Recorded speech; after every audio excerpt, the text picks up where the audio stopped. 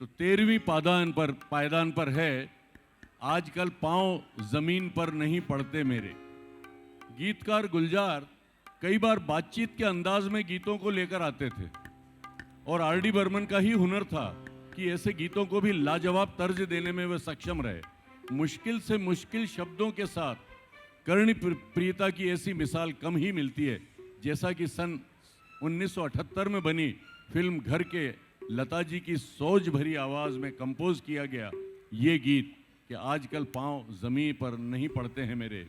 Harmony की ओर से प्रस्तुत कर रही हैं राधिका काबरा।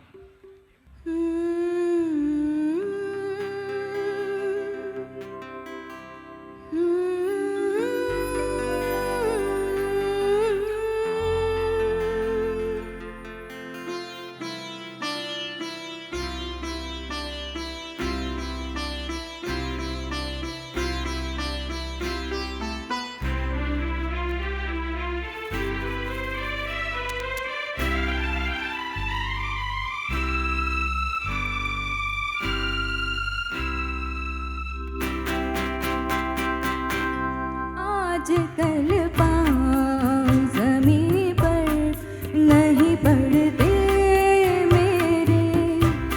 आजकल पाँव ज़मीन पर नहीं पड़ते मेरे। बोलो देखा है कभी तुमने मुझे उड़ते हुए। आजकल